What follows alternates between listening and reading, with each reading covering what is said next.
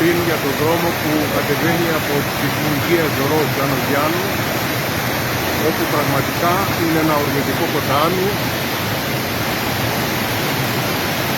Βλέπετε οι καρέκλες και τα τραπεζάκια έχουν ήδη παρασυρθεί από τα ορμητικά νερά και επαναλαμβάνω, η βροχή συνεχίζει να πέφτει καταρακτωδώς. Οι συνέπειες, επαναλαμβάνω και πάλι, σαφέστατα ευεργετικές, αλλά κανείς δεν αποκλείει το ενδεχόμενο, αν συνεχιστεί αυτό.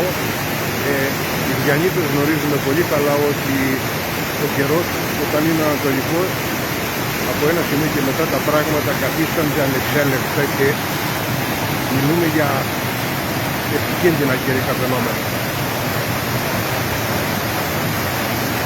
Ας ελπίσουμε ότι θα υπάρξει μια πάυση ώστε να προλάβει το νερό να παροχετευτεί και να μην έχουμε τα χειρότερα.